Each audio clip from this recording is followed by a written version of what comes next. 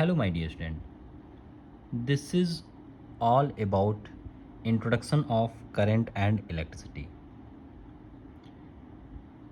यानी इसमें हम क्या करेंगे, सिलेबस को डिस्कस करेंगे कि करंट और करंट इलेक्ट्रिसिटी जो नाम का थर्ड चैप्टर जो आपका है उसमें क्या क्या चीज़ें हम कवर करेंगे और कौन सी चीज़ें इम्पॉर्टेंट हैं, कौन सा पोर्शन न्यूमेरिकल के एस्पेक्ट से इम्पॉर्टेंट है और कौन सा पोर्शन अपना थ्योरी आता है, किससे डेरिवेशंस आते हैं, ये सारा चीज़ आज हम इस वीडियो में पूरा कवर कर लेंगे। इट मीन्स ये जो है इंट्रोडक्शन टाइप का वीडियो है, ठीक है। तो हम यानी देखेंगे ये चैप्टर कौन सा है, करंट इलेक्ट्रिसिटी,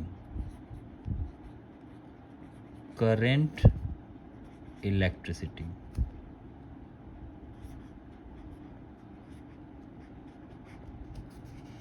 इसका सिलेबस देखते हैं बेटा, ठीक है।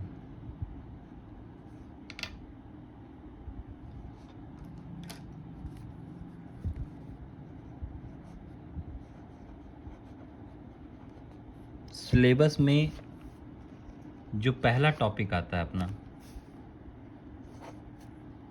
जो पहली टॉपिक आती है वो है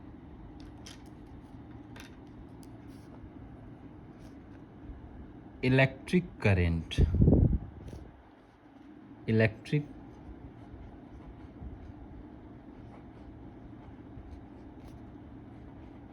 करंट। इससे बेटा जो इम्पोर्टेंट चीज़ें हैं हम ये भी देख लेते हैं, इससे थियरी भी और न्यूमेरिकल दोनों इस टॉपिक से आता है, ठीक है। पहला टॉपिक जो इलेक्ट्रिक करंट है, इससे थियरी भी आते हैं आपके एग्ज़ाम में और न्यूमेरिकल भी आते हैं। फिर दूसरा जो टॉपिक है वो है आपका ओम्स लॉ, वो है ओम्स लॉ। ओम्स लॉ में ही आपका आता है V I characteristic, V I characteristic.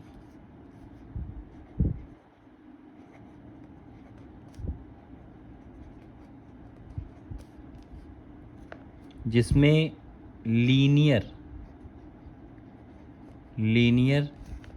And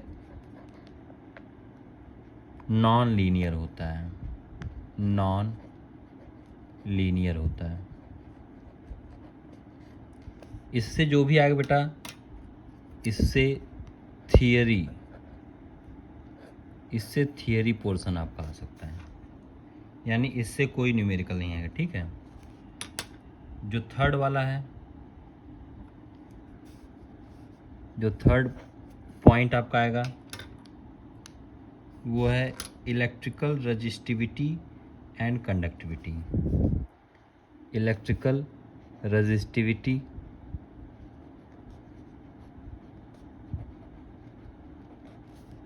and conductivity.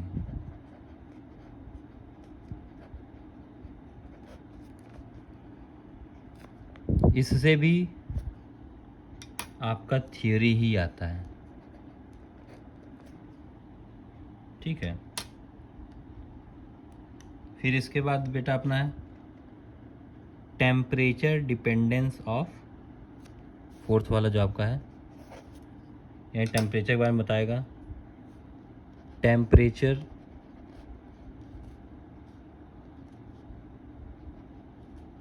Dependence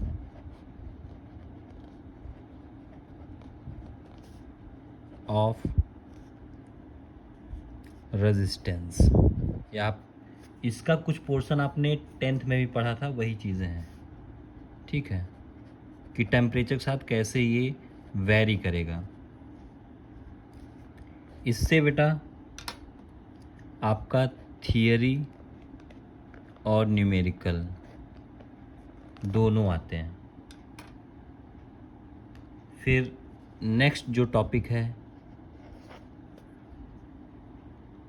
drift velocity, यानी ये नए टर्मिनोलॉजी हैं, drift velocity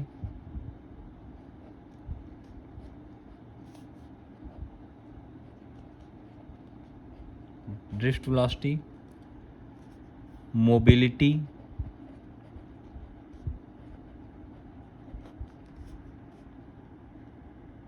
and their relation.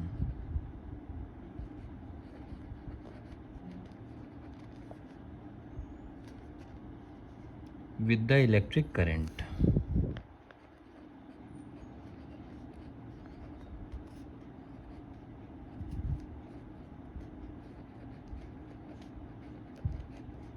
With the electric current. इससे बेटा थियरी आता है, इससे थ्योरी आता है।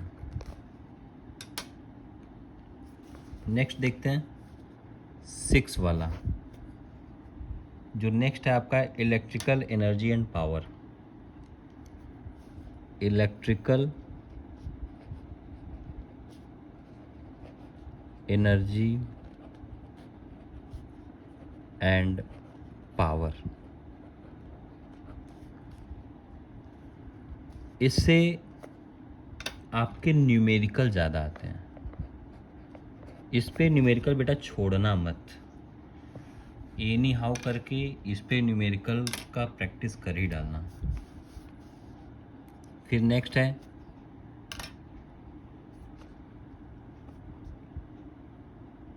Cell and its internal resistance. Cells के बारे में देखोगे, cell and its internal resistance.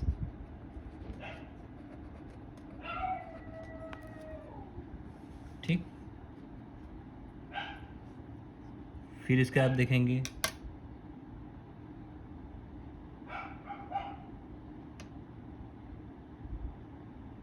और इससे बेटा जो है अपना न्यूमेरिकल इम्पॉर्टेंट है। ठीक है,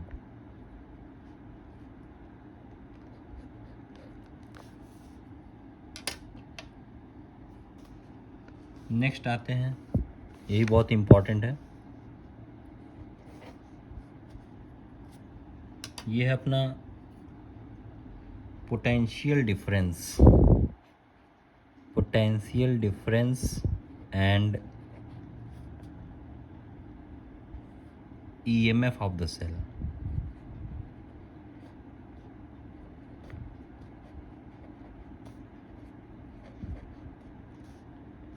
इससे भी बेटा न्यूमेरिकल बहुत ज़्यादा पूछा जाता है। ये सब ऐसे टॉपिक जिससे न्यूमेरिकल ही आता है जब भी आएगा बोर्ड में। ठीक है, फिर है जो इम्पॉर्टेंट इसको बोल सकते हैं, इस होल ऑफ द चैप्टर से इम्पॉर्टेंट, यानी इसके बिना बोर्ड का पेपर आपको दिखाई नहीं देगा। जो 9th वाला है वो है कॉम्बिनेशन ऑफ सेल।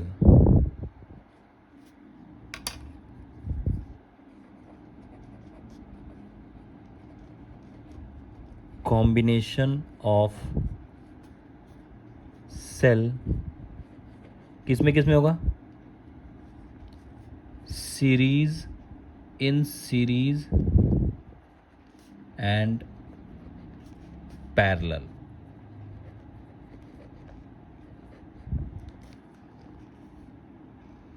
इससे भी 100% समझ लीजिए नेट न्यूमेरिकल ही आता है।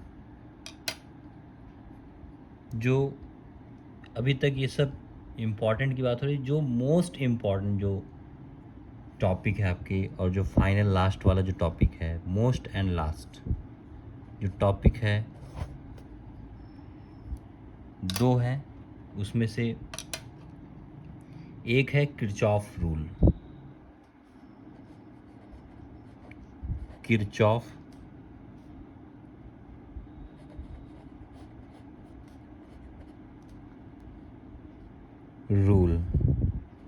रूल बोल सकते हो, लॉ बोल सकते हो।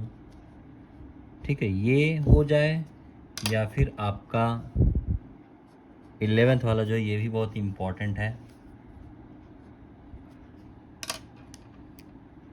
ये है व्हीट स्टोन ब्रिज।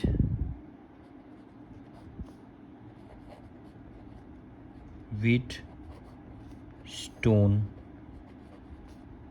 ब्रिज, ठीक है। ये दोनों बेटा स्पेशल है, इससे न्यूमेरिकल आएगा, इन दोनों से ही, ये दोनों से ही न्यूमेरिकल आता है बहुत तगड़े पे, ठीक है। और ये दोनों ही इम्पॉर्टेंट है,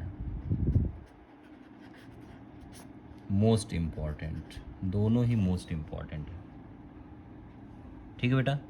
अभी के लिए इतना ही काफ़ी, मिलते हैं नेक्स्ट वीडियो में, इसी चैप्टर को कंटिन्यू करेंगे, ठीक है। Thank you, take care, bye bye.